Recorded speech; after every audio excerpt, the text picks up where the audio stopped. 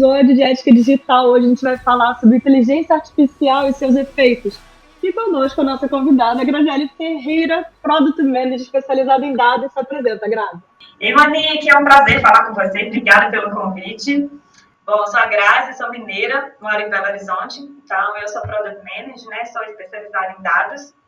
Tenho quase 20 anos de formação em estatística. Então, assim, sou muito apaixonada por essa área. Sou entusiasta também em finanças. E como profissional de dados, para mim é um tema que me brilha os olhos. Então, é um prazer falar com você sobre esse assunto aqui hoje. Eu que agradeço. E esse assunto, cara, para mim, assim, é o que a gente mais vê hoje, todo mundo falando de inteligência artificial, que tem que correr atrás. Eu concordo, né, que a gente tem aí que se atualizar, não tem mais como fugir, já aconteceu, já foi, a gente já está super utilizando. Mas é bom a gente dar uma olhada em todos os pontos que permeiam esse assunto. E aí eu queria saber da sua opinião, assim, olhando para os lados primeiro positivos, o que a gente pode aproveitar desse momento que a gente está vivendo hoje e embarcar nessa sensação inteligência artificial? Eu gosto muito de comparar essa questão da inteligência artificial com a revolução que a gente teve industrial, né, há algumas décadas. Então, assim, como você falou, né, não tem para onde a gente fugir. Então, é melhor que a gente veja ela como uma aliada. E, assim, é indiscutível todos os benefícios que ela trouxe, né? Eu acho que quem não caiu a ficha disso ainda é porque não sabe tudo que funciona por meio da inteligência artificial. Então, falando um pouquinho dos prós, né, a gente poderia citar aí a eficiência aumentada, né? Hoje a gente consegue processar grande volume de dados, né? Então, lá quando eu formei, eu lembro que a gente usava uma calculadorazinha que tinha que imputar os dados tudo na mão. Então, assim, hoje a gente processa petabytes de dados hoje, utilizando inteligência artificial, tendo respostas muito mais rápidas. Então, assim, a gente tem eficiência aumentada em vários processos.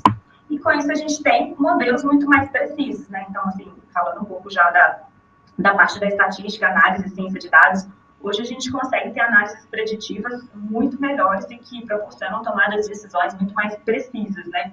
Sem contar na agilidade. Em relação ao mapeamento de riscos também. Então, hoje, se a gente dependia só de um profissional humano para fazer uma visão 360 e olhar por todos os riscos que a gente poderia correr, né? Então, hoje a gente tem a IA aí para poder puxar um pouco e eu falar assim, olha para esse ponto aqui que talvez você estava esquecendo. É um ponto que a gente tem que tomar cuidado, né, para não desviar o foco do principal, mas é importante que tenha um outro olhar para a gente não tomar cuidado com os nossos próprios vieses, né? E aí acho que a gente poderia falar também de outros benefícios da IA, a questão da além da automação, né? Então, hoje, se a gente fala muito em eliminar tarefas repetitivas para que a gente possa se dedicar a atividades um pouco mais estratégicas, a gente pode citar ela além da automação em várias áreas. Então, se a gente pensa, por exemplo, na questão da saúde, diagnósticos médicos, se a gente pensa na questão da educação também, né? Se a gente volta algumas décadas aí, pensa que a gente dependia de uma máquina de xerox para reproduzir o conhecimento, se a gente volta algumas décadas aí, hoje a gente já consegue reproduzir, passar o conhecimento de uma forma muito mais rápida, né? Então, se eu penso nessa questão dos avanços da pesquisa científica também, na educação, de avanços em sustentabilidade, né, na questão de otimização de recursos, né, pensando aí na questão de várias questões ambientais aí que estão sendo discutidas, né, de eficiência energética, a própria questão de mobilidade urbana também, que a gente já pode citar, não só empresas privadas, mas a mobilidade urbana no sentido público mesmo, tomada de decisões de casos judiciais. Então, assim, poderia passar muitas horas aqui falando de vários casos, vários exemplos que hoje utilizam IA e às vezes as pessoas utilizam e nem sabem. Então, às vezes criticam muito, a IA vai acabar destruindo tudo, mas às vezes ela não percebeu ainda as contribuições que isso tudo tem no nosso dia a dia. Então, assim, é um assunto que realmente me brilha os olhos, porque eu consigo ver realmente todos os avanços que a gente tem baseado nesses dados, né, que retroalimentam. Eu sou suspeita um pouco para falar, porque eu me sinto um pouco corresponsável por isso também, por ser um profissional de dados, né? Não, mas com certeza, tem total razão e total peso ali dentro desse tema, né?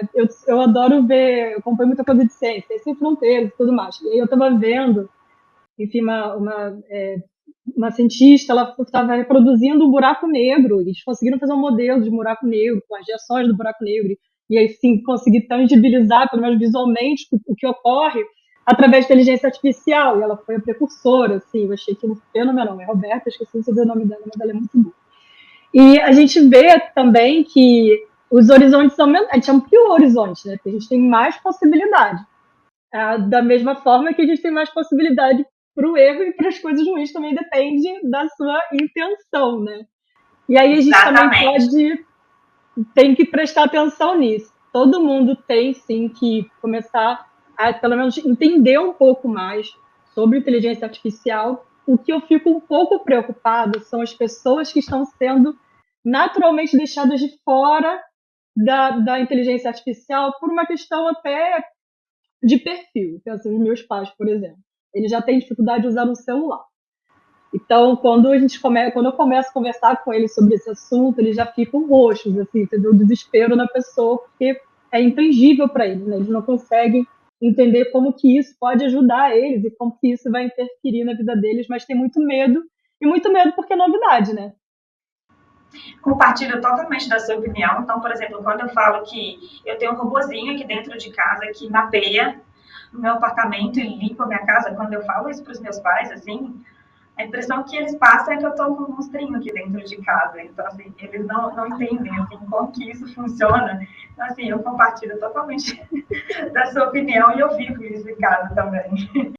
Mas eu acho que teve muito também nessa questão desses década de 90 começou muito isso, aqueles filmes, né, de Skynet, e tem toda essa questão de ter muito medo também daquilo do desconhecido, principalmente. Mas o que me preocupa de verdade, assim, lógico, tem essa questão também das pessoas que estão ficando de fora. De alguma forma, elas vão ser beneficiadas, sim, mas eu acredito que elas não vão conseguir ter pelo menos um mínimo de controle sobre isso. Assim. Elas não vão ter tempo ainda hábil de se inteirar, é mais complicado para eles. O que me preocupa um pouco são os vieses relacionados à inteligência artificial. E a gente tem, né, a gente tem vários exemplos.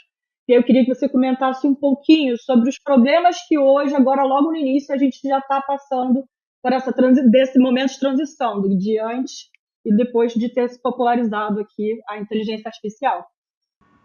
Sim, acho que se eu fosse citar o principal deles, assim, que vem sendo muito discutido, é a questão das considerações éticas, né? Então, a IA, ela pode ter, tanto ser usada para evolução no bom sentido, né? Porque a gente pode evoluir para o sentido ruim da palavra também, mas a IA também ela pode ser usada para fins mal intencionados, né? E a gente pode falar sobre vigilância em massa, manipulação de informação. Então, tem muita questão dessas considerações éticas que talvez não estejam com a mesma preocupação na velocidade que a IA está evoluindo.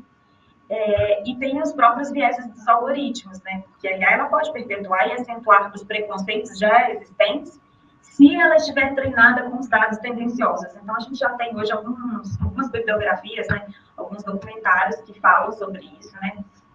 A gente até estava comentando um pouco mais cedo, né? Que é um que realmente é um pouco de... fiquei muito sensível com ele quando eu vi que é o Code Bias, que tem uma cena particularmente que me chama a atenção, então tinha, só exemplificando, tinha um prédio, né, de pessoas extremamente ricas, então quando aparecia uma mulher negra, o algoritmo de reconhecimento facial, ele demorava um pouco mais a reconhecer aquela moradora e ela demoraria mais tempo para entrar do que um homem branco. Então esses vieses e essas considerações éticas, que são oriundos também de que tipo de inputs que a gente está fornecendo para o algoritmo, não sei se elas estão sendo levadas em consideração na mesma velocidade que a gente está tratando as informações que são benéficas e que estamos evoluindo, né? Então, isso aí é uma preocupação muito grande. E, além disso, a gente tem uma dificuldade também, quando a gente processa muito volume de informações, de lidar com a falta de transparência, né?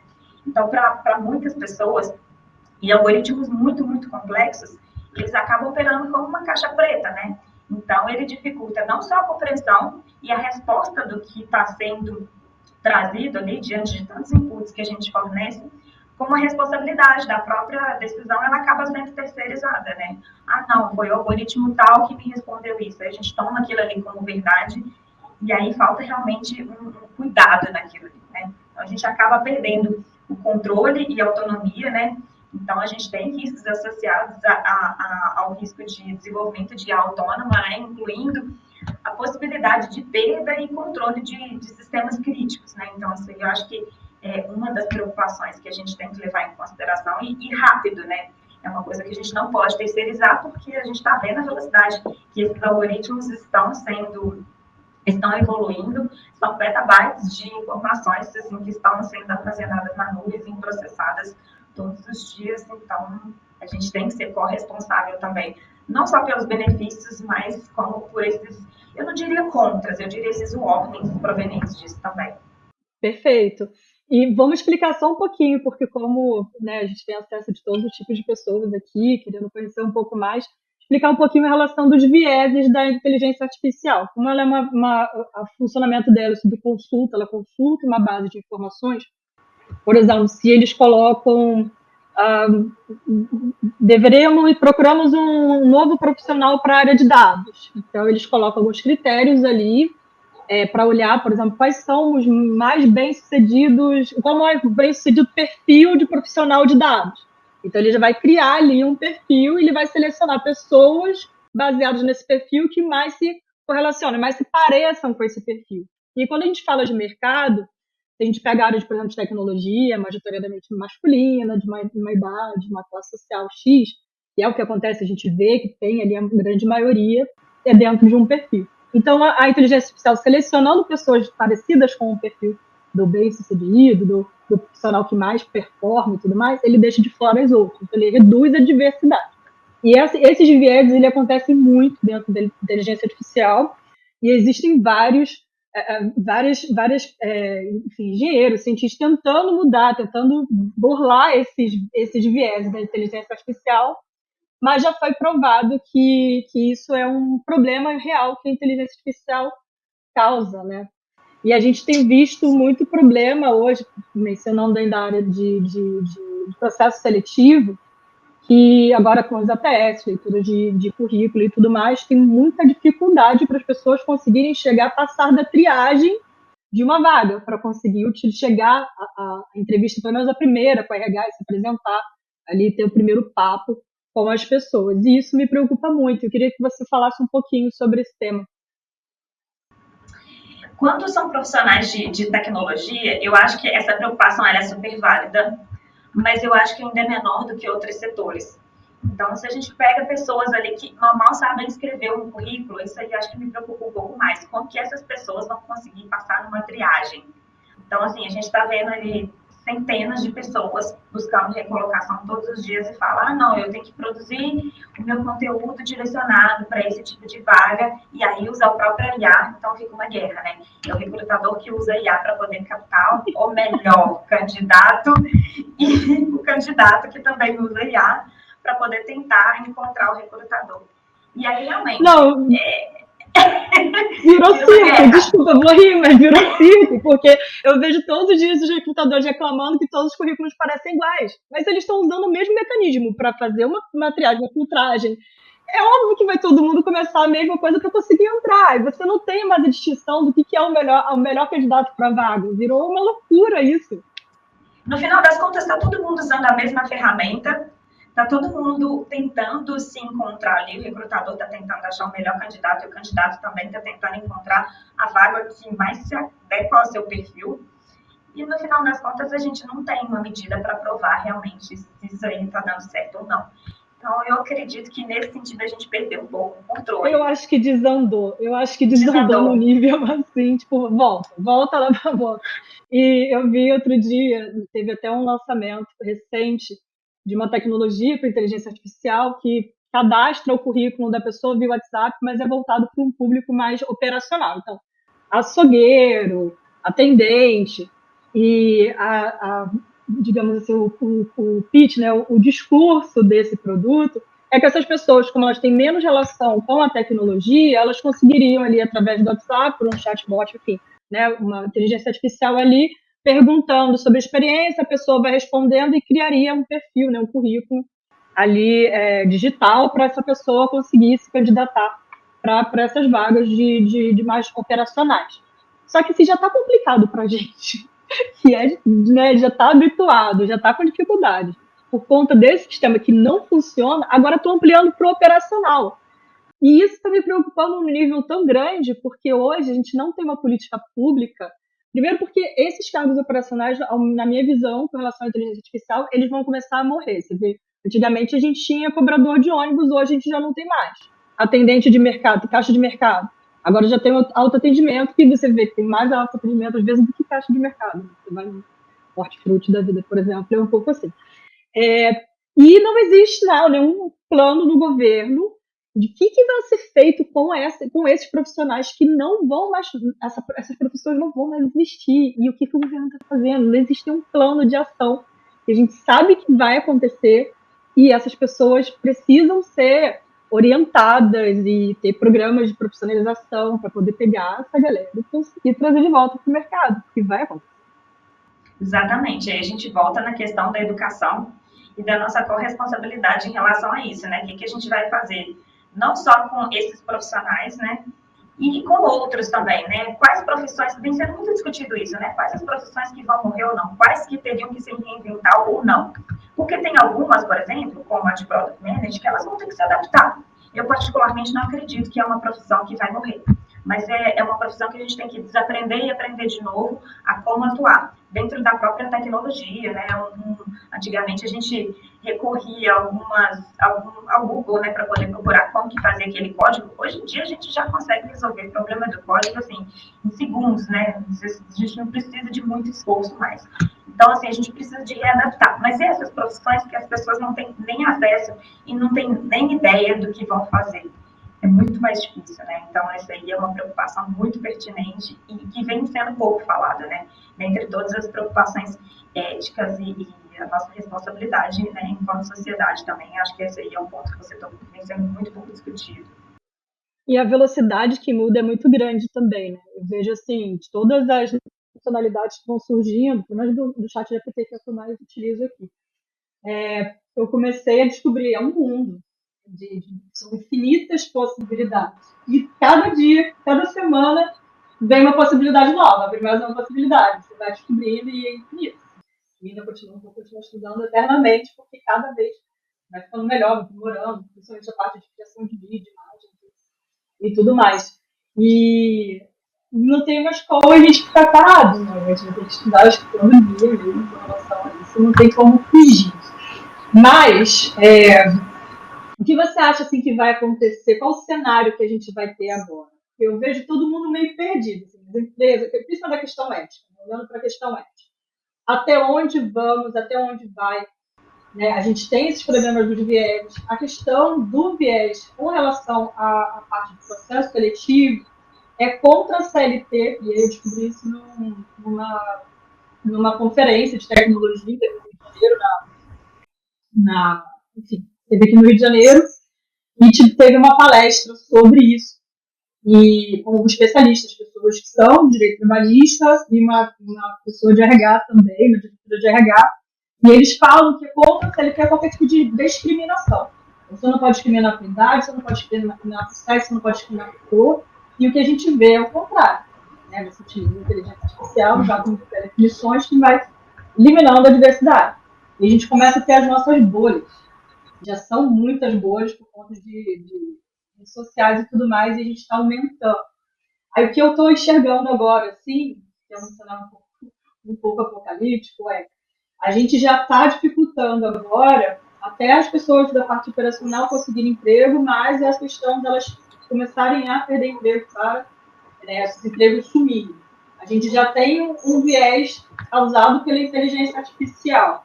O que você enxerga de cenário? Assim, o que pode acontecer agora nesse momento? Eu vejo que é uma coisa que não tem como a gente voltar, né? Então, a gente até brincou, né? Volta que deu errado. Não deu errado, né? Mas, assim, a gente está falando sobre alguns cuidados, mas é alguma coisa que não tem como. Não tem como falar assim, não vamos lidar com isso mais, não vamos ter inteligência artificial mais, não vamos trabalhar, não vamos utilizá-la mais. Então, assim, não tem como a gente não lidar com isso.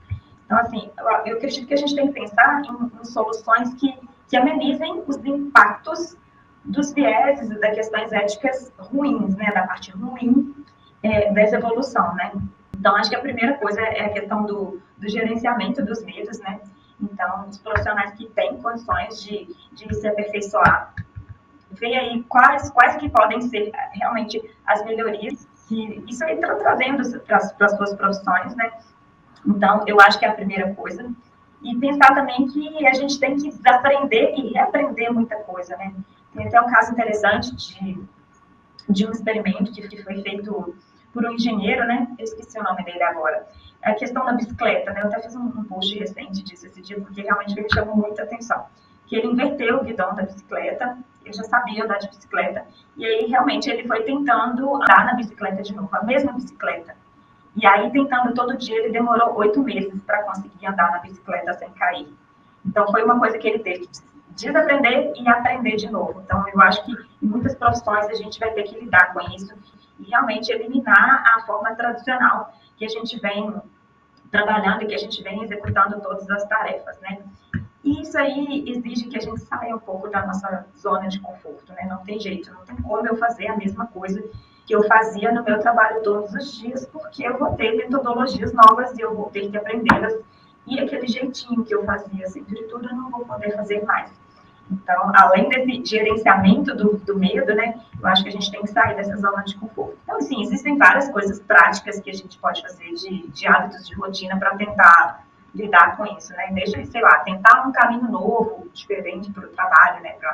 Para realmente treinar o cérebro para fazer isso, até, sei lá, experimentar uma comida nova ou testar combinações de roupas diferentes. Então, são várias coisas que a gente tem que ir fazendo para incomodando realmente para nos treinar a aprender, desaprender e aprender coisas novas, né? Mas e olhando para a parte de produto, aproveitar que você é produto, né? Tem muitas pessoas de produto aqui assistindo a gente. Tem algo que você está utilizando mais assim, para ajudar no seu dia a dia como produto? Eu acho que o principal são mapear o gerenciamento de riscos, assim. Então, antigamente, quando eu penso em um produto, assim, quais são os riscos que eu tinha? Então, às vezes eu conseguia mapear risco A, B e C.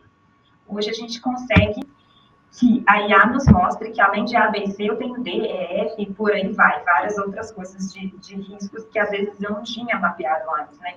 Ou talvez um stakeholder que eu não tinha conseguido ver que ele existia, e ele olha e fala assim, não, você tem que conversar com essa pessoa também, você tem que ter um olhar para isso também.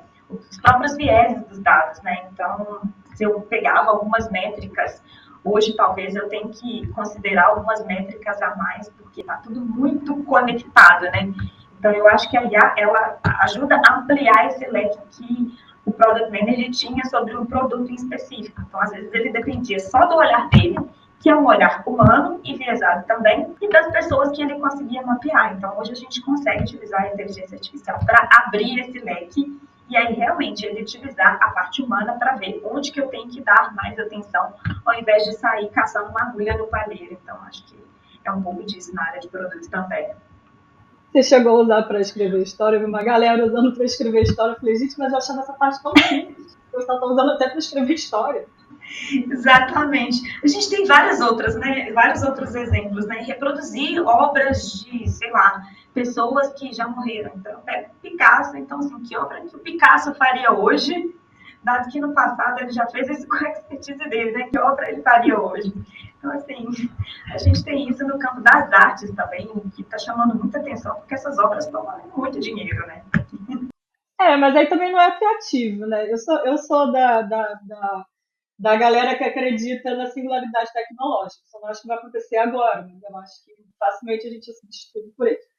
E aí, eu falei assim, sou super entusiasta de que nós somos facilmente substituídos por eles. Aí, só que o ponto que as pessoas sempre batem mas é porque ela não é criativa, como ela faz a consulta e ela mimetiza, ela imita, né, basicamente. A gente vê assim, realização de obras de autores que já faleceram, ou até mesmo, né, da generativa, fazer dentro do estilo de algum artista. A minha preocupação é a gente estar inundando agora. Ó, a gente tem a obra original. A inteligência artificial copia e reproduz uma coisa que fosse, né, relacionada àquilo ali. Só que a gente começou a inundar a internet de cópias dos originais. Então a gente está se distanciando da obra original. Aí eu fico imaginando assim, se a inteligência artificial ela funciona por consulta, ela consulta e reproduz.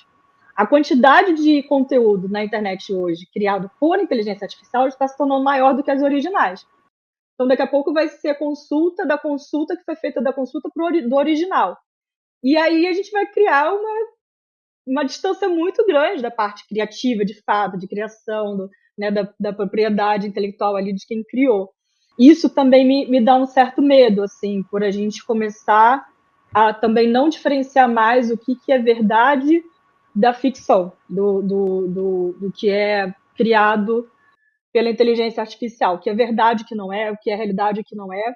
E aí a gente entra dentro das questões de golpe, né, com a inteligência artificial, ampliou a margem ali de crimes criativas das pessoas que passam o dia inteiro pensando em golpe para poder se passar por outras pessoas. A gente tem o deepfake, né, que passa por pessoas, né, colocando ali o rosto. Outro dia eu estava lendo, esses dias agora, de alunos que foram expulsos porque pegaram a cara da professora e botaram em fotos pornôs, assim. Gente, olha onde chegamos. E aí você mencionar mais um fato, né? Sim.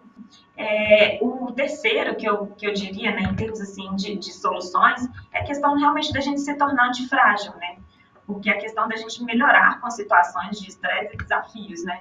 Eu gosto de fazer uma analogia e comparar que é a questão dos músculos, né? Então, realmente, eu tenho que passar por essa situação, ir lá, malhar, sentir um pouco de dor, mas no outro dia eu tô mais forte, né? Então, realmente, são pontos que a gente tem que cuidar, são desafios que a gente tem que lidar. Mas, assim, em termos de cenário, dado que não tem como eu voltar e preciso lidar com isso, a evolução está aí e ela é necessária e é presente, eu acho que isso aí não tem como negar. Então, acho que é a questão da gente saber lidar com isso e realmente a gente tentar ficar mais forte para poder lidar com esse tipo de situação, cuidando de todos esses pontos que a gente já falou aqui, né? E a gente não tem como, a gente começa a tornar dependente, né? Que agora fica mais fácil de realizar as coisas e não necessariamente a gente ganhou mais tempo. A gente ganhou mais tempo, mas onde estamos usando esse tempo, né? Isso aí é outra preocupação, né? Dependência excessiva. Você falou da questão da gente alimentar da cópia, da cópia, da cópia, da cópia. Então, assim, a ideia seria a gente utilizar a inteligência artificial para sobrar tempo para a gente lidar com coisas mais estratégicas. Mas uma das preocupações é, será que a gente está fazendo isso mesmo? Ou será que a gente está criando uma dependência que poderia reduzir algumas habilidades humanas e de resolução de problemas também? Será que eu realmente estou utilizando esse tempo que eu teria, que foi substituído pela automação, para realmente resolver meus problemas e pensar de uma forma mais estratégica? Mas olha, isso não é um ponto só individual, não. Isso é um ponto de empresa também. Porque acho que virou uma corrida louca de inteligência artificial. A gente tem que correr atrás, tem que entender, tem que estudar, tem que aplicar nas empresas. E aí eu vejo que tem empresa que não faz nem o feijão com arroz bem feito, mas já está correndo atrás de investimento que tem inteligência artificial. Eles nem sabem se eles precisam de fato. Às vezes tem coisas muito mais simples, né? Principalmente na parte de automação, né? De tirar ali trabalhos braçais, que eu passei por empresas enormes e empresas de nome que faziam coisas ainda em tabela de Excel, sabe? Tipo, quantas pessoas contrataram o serviço, vindo em tabelinha de Excel. Eu falava, gente, para, quem é que está conferindo isso, sabe? E estão correndo atrás de inteligência artificial. Então, assim, eu acho que também precisa de um respiro, assim, entender de fato se há necessidade de implementação de inteligência artificial. É óbvio que vai facilitar a vida das empresas, como facilita a nossa vida.